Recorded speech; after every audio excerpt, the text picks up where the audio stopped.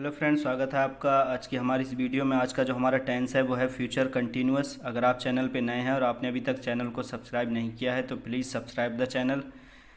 इससे पहले भी हमने बाकी के टेंसों की अपनी वीडियो अपलोड कर दी हैं चैनल पे, आप उन्हें ज़रूर वॉच कीजिएगा। इसमें हम हिंदी पहचान के साथ ही टेंस को सीख रहे हैं कि किस तरीके से हमें हिंदी में आए हुए वाक्यों को पहचानना है और फिर उसे किस तरीके से ट्रांसलेट करना है। तो हम बहुत ही आसान और इजी तरीके से सेंटेंस को ट्रांसलेट करना सीख रहे हैं कि हिंदी वाक्यों को किस तरीके से ट्रांसलेट करना है। जब हमारे टेंस कंप्लीट हो जाएंगे उसके बाद हम धीरे धीरे और भी सारी चीज़ों के बारे में, ग्रामर के बारे में लर्न करेंगे, जानेंगे। तो आइए शुरू करते हैं आज का टेंस। इसकी हिंदी पहचान क्या होती है? Future continuous. फ्यूचर मीन्स आने वाला टाइम, कंटिन्यूअस मीन्स जारी रहना। तो आने वाले समय में जब काम का जारी रहना या होना पाया जाए तो उस तरीके के वाक्यों को फ्यूचर कंटिन्यूअस कहते हैं। तो कंटिन्यूअस में जो होता है रहा रही, ये शब्द सब में आते हैं, रहा रही, और उसके साथ में अगर होगा, रहा होगा, ये होगा शब्द लगा हुआ होगा रहा के साथ में, रहा होगा, रही होगी या रहे होंगे, तो वो फ्यूचर कंटिन्यूअस को शो करेगा, फ्यूचर कंटिन्यूअस के टेंस के बारे में बताएगा। ये गा गी के शब्द जो होते हैं लगे हुए लास्ट में बिल्कुल हिंदी वाक्यों के, ये फ्यूचर टाइम को शो करते हैं, बताते हैं। और उससे पहले के कुछ वर्ड आगे की फ्यूचर के टेंस के बारे में बताएंगे। अब ये कंटिन्यूअस लिखा है तो वह खेल रहा होगा, सोहन किताब पढ़ रहा होगा, विनीता स्कूल जा रही होगी। तो इस तरीके के सेंटेंस होते हैं, रहा होगा, रही होगी। तो ये फ्यूचर कंटिन्यूअस के होते हैं। बनाने के रूल क्या होते हैं इसके? आई वी, ये दो प्रोनाउन हैं फर्स्ट पर्सन के, इनके साथ में हमें शैल वी का यूज़ करना है। तो जो इस टेंस की हेल्पिंग वर्ब है वो है शैल वी। आई वी के साथ हमें शैल वी यूज़ करना है। और बाकी के जो प्रोनाउन हैं ही, शी, इट, यू, दे या नेम, तो ये इतने सारे प्रोनाउन लिखें या कोई नाम आएगा तो उसके साथ में हमें विल बी का यूज़ करना है। ये दो हेल्पिंग वर्ब हो गई हमारी फ्यूचर कंटिन्यूअस की, will be, shall be. Continuous के जितने भी टेंस होंगे उनकी मेन वर्ब में आईएनजी का यूज़ करना है हमें। तो इसमें भी हमने लिख दिया है कि मेन वर्ब में आईएनजी का यूज़ करते हैं। तो आप लोग ये एक बात ये भी याद रख लें कि कंटिन्यूअस के जो भी टेंस होंगे, प्रेजेंट, पास्ट, फ्यूचर, उन सब में हमें आईएनजी का यूज़ करना है। तो इसमें जानते हैं हम आगे। तो इसका जो पहला टेंस है वो है अफर्मेटिव। पहले हम अफर्मेटिव सेंटेंस को जानेंगे कि उन्हें किस तरीके से ट्रांसलेट करना है अफर्मेटिव वाक्यों को। ग्रामर का रूल है कि हमें किस तरीके से शब्दों को फ्रेम करना है। पहले सब्जेक्ट लगाया जाता है, उसके बाद में हेल्पिंग वर्ब का यूज़ किया जाता है, उसके बाद में मेन वर्ब आती है और उसके बाद में ऑब्जेक्ट। तो पहले हम सब्जेक्ट लगाएंगे, फिर हेल्पिंग वर्ब है जो इस टेंस की विल बी या शैल बी, इन दो में से एक यूज़ करेंगे अकॉर्डिंग टू सब्जेक्ट। सब्जेक्ट के अनुसार इन दो में से एक यूज़ करना है। उसके बाद में हमें मेन वर्ब लगाना है आईएनजी के साथ में, मेन वर्ब की फर्स्ट फॉर्म या बेस फॉर्म, उसमें आईएनजी लगाना है, फिर ऑब्जेक्ट को लिखना है। तो जानते हैं सब्जेक्ट क्या है और उसके अकॉर्डिंग हमें कौन सी वर्ब लगानी है।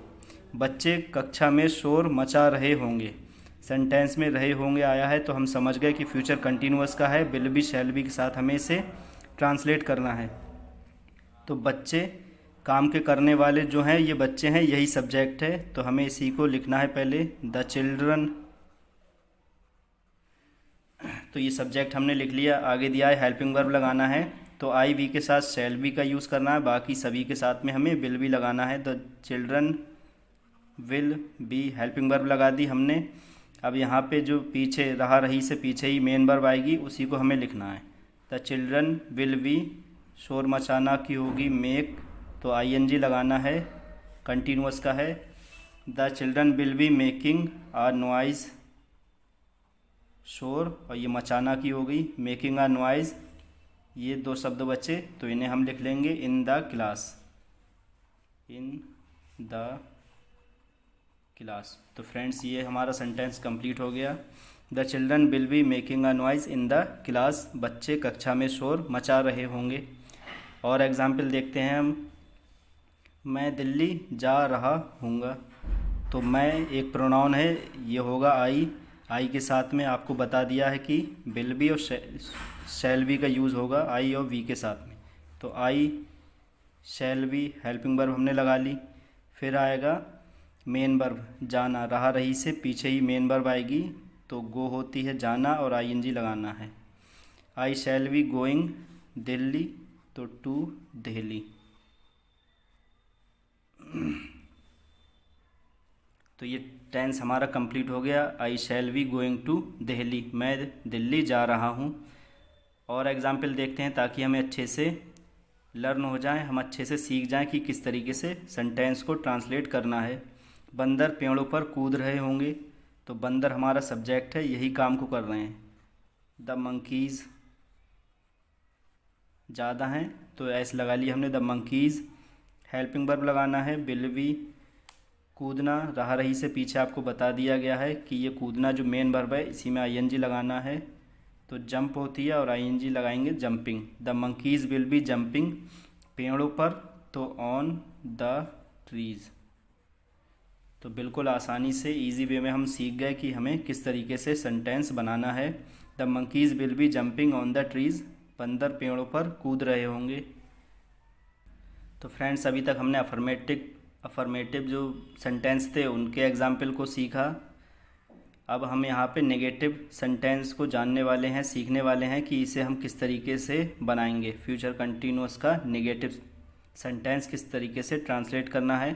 सब्जेक्ट लगाना है, विल और शैल के बाद में नॉट आएगा, उसके बाद में हमें बी का यूज़ करना है। सब्जेक्ट, फिर विल बी शैल बी में से एक सब्जेक्ट के अकॉर्डिंग, उसके बाद में नॉट और बी आएगा।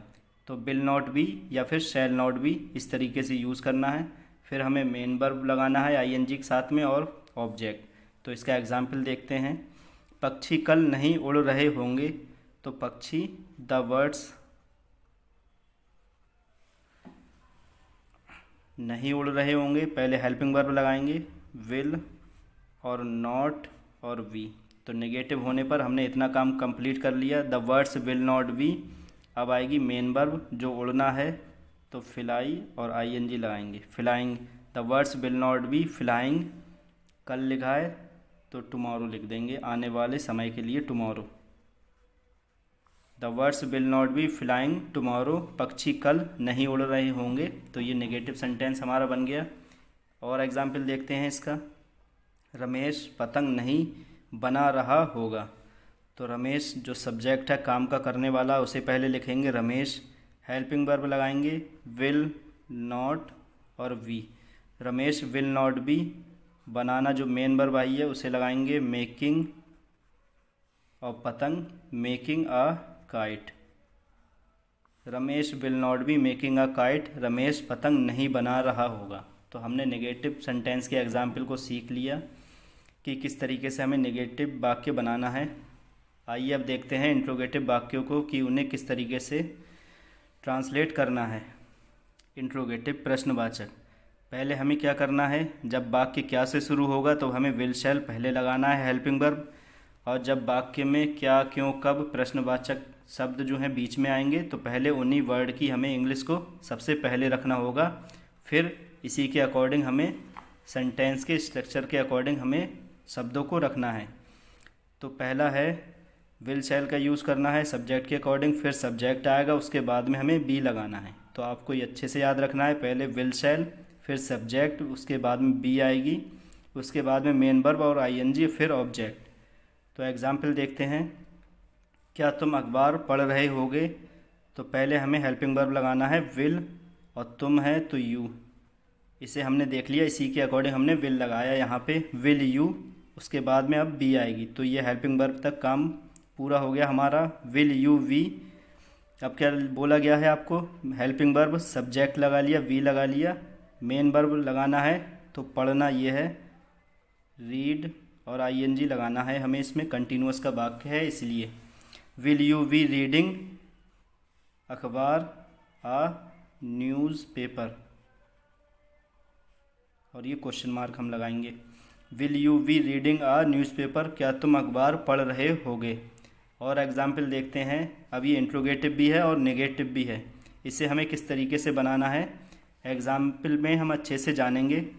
तो पहले तो हमें हेल्पिंग वर्ब लगाना है इंट्रोगेटिव होने पर, विल, सब्जेक्ट है हमारा ही, क्या वह बाज़ार नहीं जा रहा होगा, तो विल ही। अब हमें लगाना है नॉट, और अब आएगा हमारा बची हुई हेल्पिंग वर्ब का part be, will he not be, main verb आएगी जैसा कि आपको यहाँ पे स्ट्रक्चर में बताया गया है, सब्जेक्ट, हेल्पिंग वर्ब, सब्जेक्ट, उसके बाद में यहाँ पे नॉट लगाया हमने, ये बी आ गया, मेन वर्ब आना है यहाँ पे। तो विल ही नॉट बी, जाना की होगी गो और आईएनजी लगाना है, गोइंग टू बाज़ार, तो ये हो जाएगा हमारा market. Will he not be going to market, क्या वह बाज़ार नहीं जा रहा होगा। Will he not be going to market. एक एग्जाम्पल और देखते हैं जिनमें क्या, क्यों, कब ये वर्ड, प्रश्नवाचक वर्ड बीच में आएंगे, उसे किस तरीके से ट्रांसलेट करना है। तो आपको बताया गया है जो क्या, क्यों, कब बीच में आए तो इन्हें पहले ही रखना होगा हमें। तो क्योंकि होती है वाई, उसके बाद में स्ट्रक्चर में आपको बताया गया हेल्पिंग वर्ब आएगी, तो वाई विल, अध्यापक हमसे प्रश्न क्यों पूछ रहे होंगे, हमारा वाक्य है अध्यापक हमसे प्रश्न क्यों पूछ रहे होंगे, तो why will the teacher, subject हम लिखेंगे और उसके बाद में बची हुई हेल्पिंग वर्ब आएगी the teacher, why will the teacher be, main verb आएगी, इसके बाद में बी के बाद में आस्क और ING, why will the teacher be asking the question, और हमसे to us, why will the teacher be asking the question to us, अध्यापक हमसे प्रश्न क्यों पूछ रहे होंगे। तो फ्रेंड्स ये थे आज के हमारे सेंटेंस। हमने जाना कि हमें फ्यूचर कंटिन्यूअस के वाक्यों को किस तरीके से बनाना है। आई होप वीडियो आपको ज़रूर अच्छी लगी होगी, आप लोग सीख गए होंगे कि किस तरीके से सेंटेंस को ट्रांसलेट करना है। तो वीडियो को लाइक शेयर करना ना भूलें। अगर आप चैनल पे नए हैं तो चैनल को भी ज़रूर सब्सक्राइब करें।